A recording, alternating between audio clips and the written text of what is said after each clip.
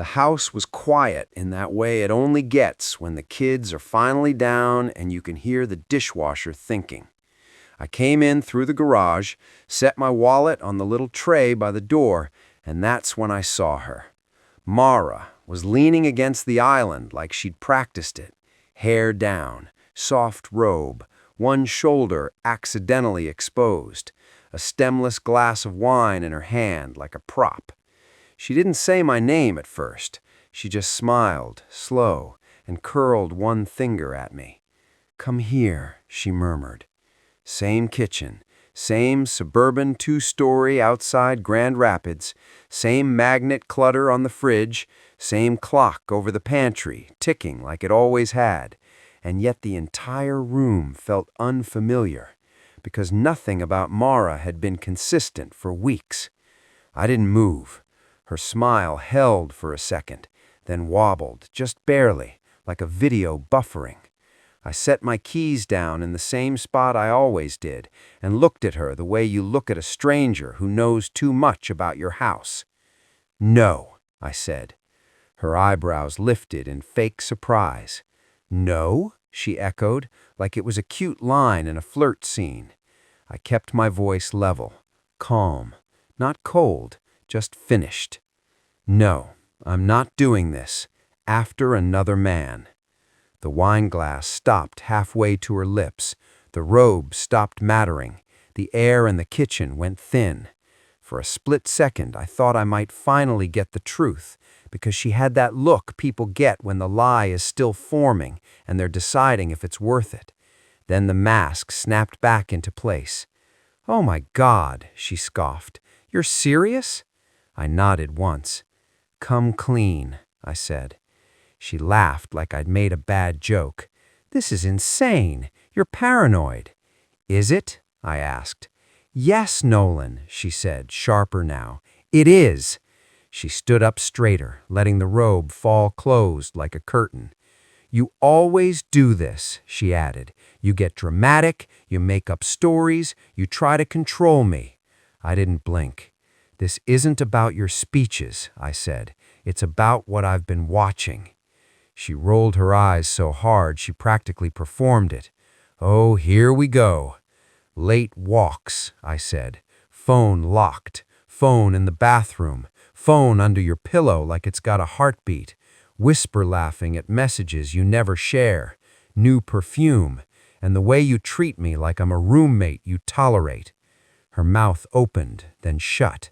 She took a sip of wine like it was a mic drop.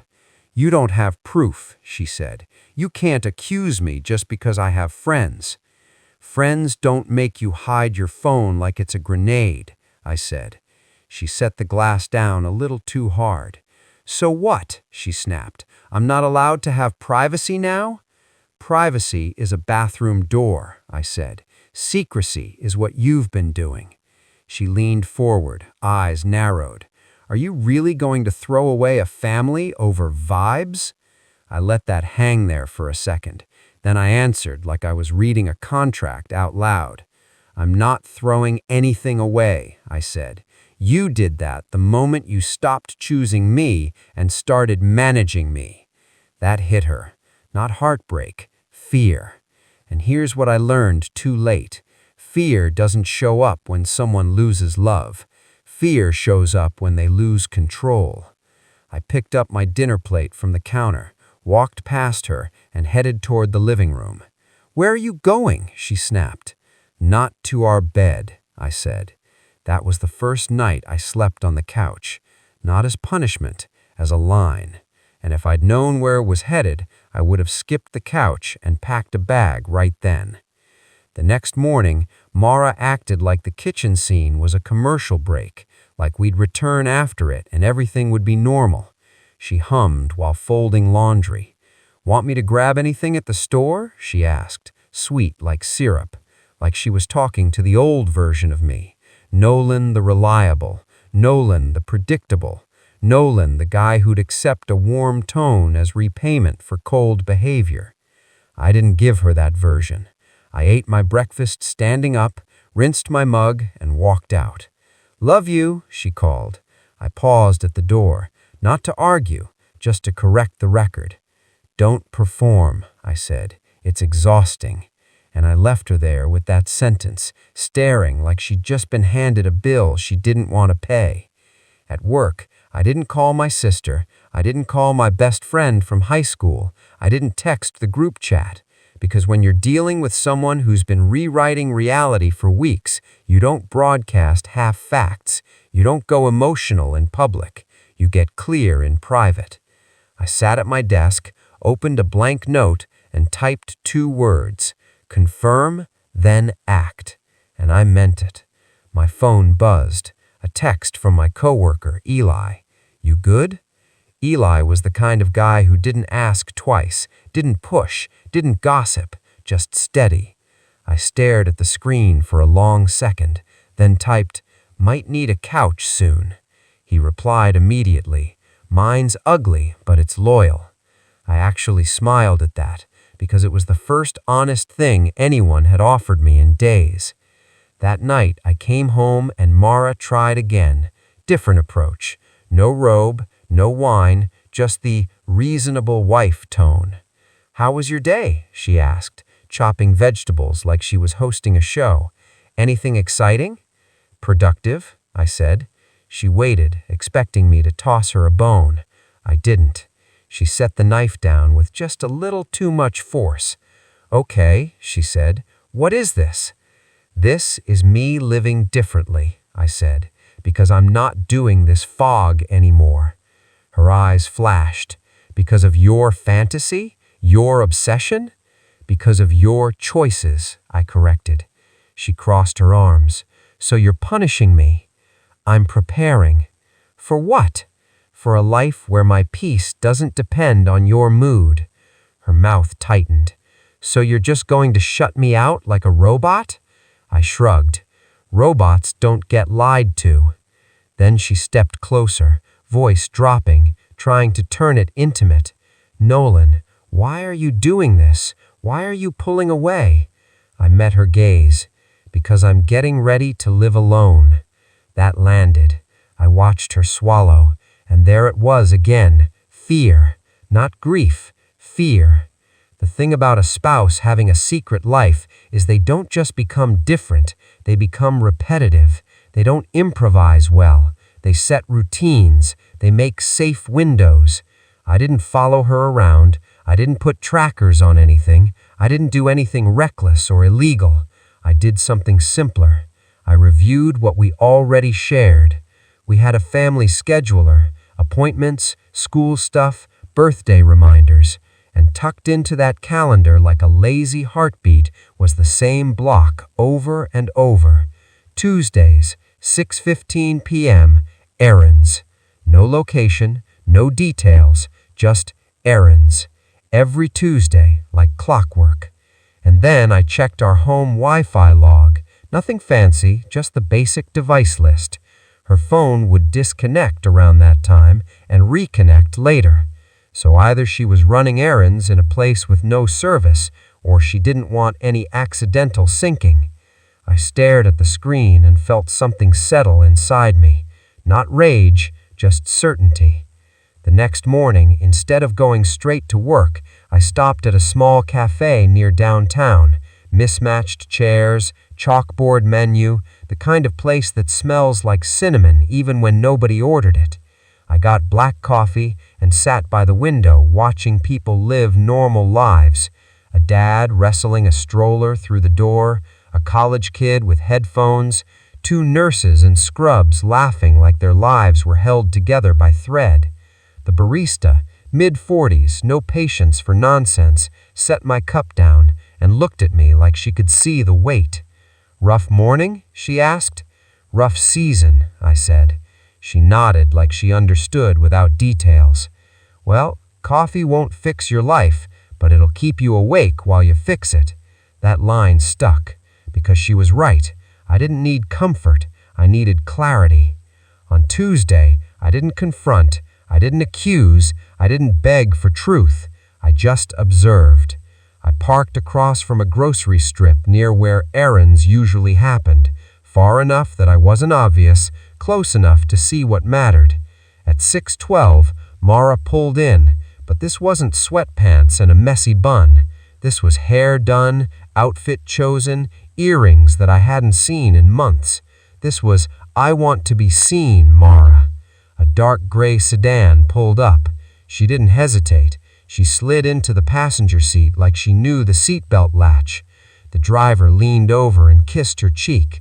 Not awkward, not new, familiar. I didn't pound the steering wheel. I didn't hyperventilate.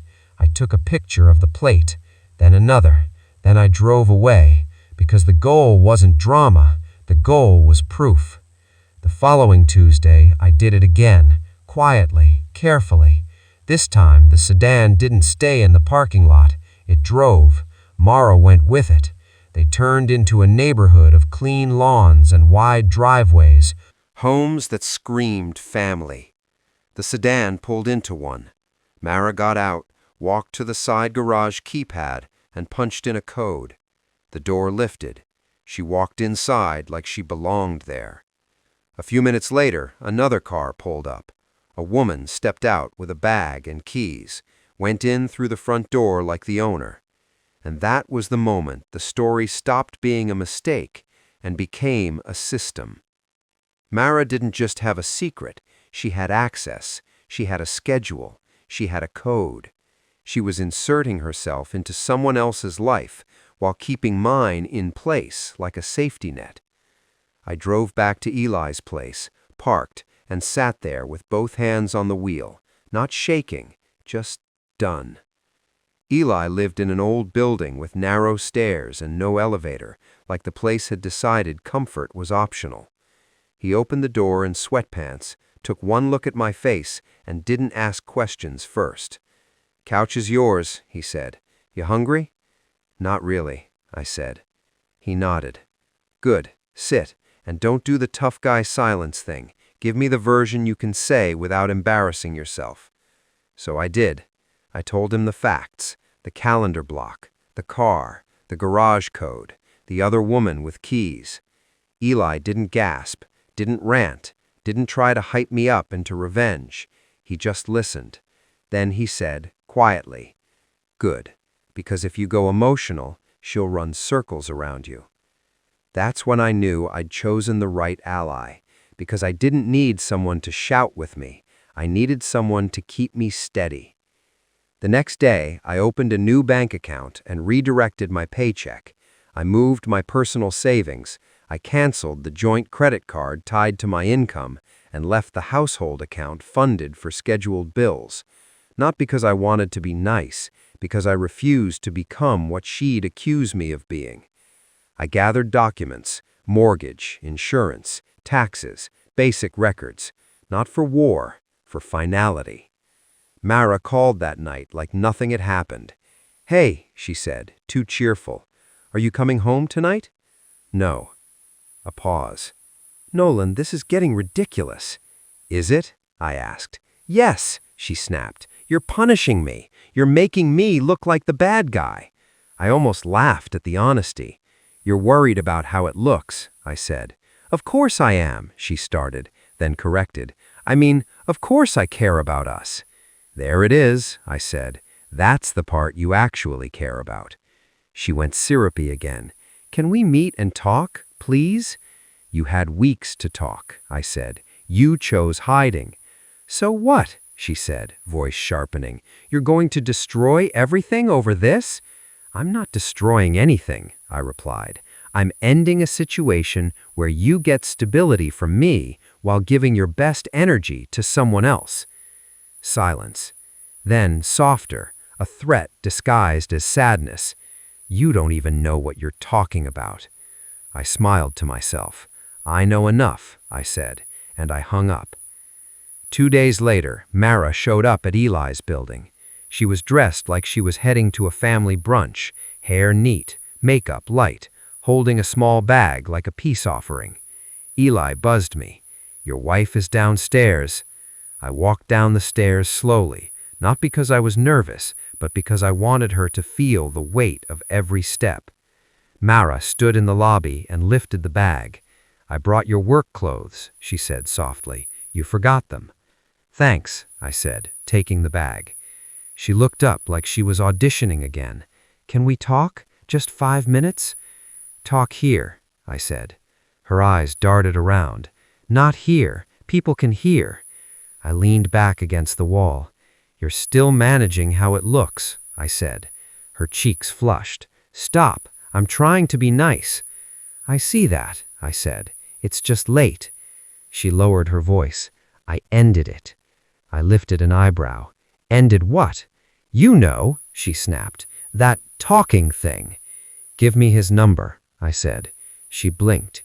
"Nolan, number," I repeated. Her face tightened. "No." I nodded slowly. "So you didn't end anything," I said. "You're just trying to calm me down." Her voice rose a notch. "Why are you like this?" "Because you're a performer," I thought. And right on cue, someone walked in. An older man in gym clothes, one of Eli's neighbors, paused, curious. Mara noticed instantly. Her face changed. Her tone softened. Her eyes shimmered. "Nolan," she said, voice trembling on purpose. "Please, I don't want to lose you." I looked at her, then at the neighbor, then back at her. "That performance right there," I said quietly. "That's why." Her eyes flashed. "Excuse me?" "You don't want to lose the image," I said, calm. "You don't want to lose comfort. You don't want to be seen as the good wife." The neighbor pretended not to listen, while listening like it was a sport. Eli opened a stairwell door and leaned out. "Everything okay?" Mara forced a smile. "Hi." Eli didn't smile back. I nodded once. "We're done here." Mara's face tightened. "We are not done," she hissed. "You don't get to just decide." "I do," I said. "That's the part you're struggling with." I turned to go. She grabbed my sleeve. I looked down at her hand. "Don't," I said. She let go like she'd touched a hot stove, and as I walked upstairs, I heard her voice echoing in the lobby, sweet again, for the benefit of the audience. "He's going through something," she said loudly. "I'm just trying to help." Eli muttered once I got inside. "Wow." "Yeah," I said. "That's her hobby." I didn't go to the man's house. I didn't do anything dramatic. I waited near the cafe where I'd seen them meet. When the dark gray sedan pulled in, I stepped into view, somewhere he couldn't avoid me without making a scene. He got out, mid-40s, clean cut, wedding ring, the kind of guy who thought being careful made him invisible. He looked at me with practiced calm. "Can I help you?" "You can listen," I said. His eyes narrowed. "Who are you?" "Nolan," I replied. "Mara's husband." His face changed instantly. Not guilt, but calculation. He chuckled like we were two men with a misunderstanding. "I think you've got the wrong idea. Tuesday at 6:15, your car, that neighborhood, the garage code she knows, the woman who came home with keys." His jaw tightened. "I don't know what you're talking about." I nodded like I expected that. "Sure," I said. "Here's the deal. I'm not here to threaten you. I'm here to remove myself from the mess. But I don't do secrets, so I'm giving you the courtesy of reality." He swallowed. "What do you want?" "I want you to stop," I said simply. "Not for my feelings, for your own stability." He stared at me like he hated that I was calm. "You don't get to tell me what to do." "Correct," I said. "I get to inform you that I know, and I get to end my marriage without you thinking you're untouchable." He leaned closer, voice low. "If you cause problems—" "I'm not causing anything," I cut in. "I'm observing." Then I added the line that finally cracked his confidence. "And you should know something else," I said. "Mara doesn't want truth. She wants control. Today it's my life she's managing. Tomorrow it'll be yours." That landed. He stepped back like the thought finally reached him. "This is over," he said quickly. "Good. Decision." And he got back in his car and drove away, without ordering coffee, like a man who suddenly remembered he had a home to get back to. 2 days later, Mara texted me, "We need to talk. Tonight, at home." Perfect. I arrived after dark. The porch light was on. The windows glowed warm, like nothing inside was broken. Mara opened the door before I knocked. She was dressed carefully, hair done, makeup light, the reasonable wife package. "Thank God," she said softly. I walked in carrying two things, a thick envelope and my spare keys. We ended up in the kitchen, same place she'd tried the robe and wine routine like a lever. I set the envelope on the table under the overhead light. Then I placed the keys beside it. Mara's eyes flicked to the envelope. "What's that?" "Paperwork," I said. Her face tightened. "For what?" I looked her dead in the eyes. "To end this." Her breathing changed. "No," she said quickly. "Stop. We can fix this." "I already talked," I said. "You performed." She snapped defensively. "I told you it wasn't physical. It was just talking." I nodded slowly. "And then you kept hiding the phone, kept refusing to be transparent, kept scheduling Tuesdays." Her mouth opened, then shut. Then I added calmly, "I saw him." Mara went pale, then forced a laugh. "You're stalking me now? Wow, so you're the problem." Dark gray sedan. You got in like it was normal. You punched a garage code like you belonged there. And then his wife came home with keys. Her knees almost buckled. She grabbed the back of a chair. "No," she whispered. "You're lying." I leaned forward slightly. "If I was lying, you'd be angry. You're scared." She swallowed hard. "We can still fix this." "Please," I tapped the envelope once. "This was signed and submitted before I walked in." Her eyes snapped up. "You did what?" "I made a decision," I said, "before you could try another dinner, another tea, another fake apology." Her face twisted. "You're heartless." I shrugged. "Call me whatever helps you sleep," I said. "Just don't call me blind." She stepped forward, voice shaking. "You were supposed to fight for us." "I fought for respect," I replied. "You fought for secrecy." She slammed her palm on the table. "You're destroying everything." "No," I said. "I'm ending the part where you get comfort and status while you keep a second life in your pocket." She grabbed a glass from the counter and flung it into the sink. It shattered loud enough that I imagined one of the kids stirring upstairs. Mara pointed at me like I was on trial. "Look what you're doing!" I glanced at the broken glass, then back at her. "That's what you do when you can't control the story," I said. Her voice went sharp. "He cut me off." I lifted my eyebrows. "Okay." "He panicked," she said. "He stopped answering. Are you happy now?" I nodded once. "That was the point," I said. "You don't get two lives anymore." Mara's face crumpled for half a second, then snapped back into rage. "You went to him." "I did," I said. "I put truth on his table. He made his choice." She laughed, sharp and ugly. "So you're proud. You think you won." "It's not a game," I said, picking up my keys. "It's my life." Her voice softened suddenly, like she was flipping a switch. "Nolan, please don't do this," she whispered. "Think about the memories." I raised a hand. "Stop," I said. "You don't miss me. You miss the benefits." Her eyes filled, but I didn't move. Tears are powerful when you haven't seen them before. I'd seen them plenty. I walked to the door and opened it. "Where are you going?" she asked, voice breaking. I turned back once, just enough to make it count. "I'm going where I'm respected," I said. "You should try it sometime." Then I left. No slam, no drama, just an ending. Months later, my life looked cleaner, quieter, better. I moved into a smaller place at first, temporary, simple, mine. Then I bought a home that fit me instead of us.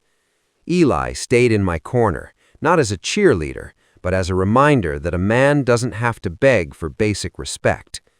I still went to that cafe sometimes. The barista saw me one morning and said, "You look less haunted." I smiled. "I fired the ghosts," I said. Not long after, I met someone new at a backyard cookout, Avery. Straightforward, calm, the kind of woman who didn't need secrets to feel alive. We took it slow, because adults who've learned the cost of ignoring red flags don't sprint toward comfort. They walk toward consistency. As for Mara, I didn't chase updates, but you hear things. Not dramatic things, quiet things. Invitations cooling, people smiling differently. The good wife story getting harder to sell when the facts don't cooperate. And that man? He vanished the moment reality showed up, because that's what men like that do when consequences enter the room. I don't hate Mara. Hate is loud, messy, heavy. I just don't make space for people who want to lie while expecting me to live with one set of rules. And the best part? I sleep in my bed now, not on a couch, not beside a woman who treats truth like an inconvenience. Just peace, just clarity, just me. Still standing, still steady, and finally out of the game she kept trying to play.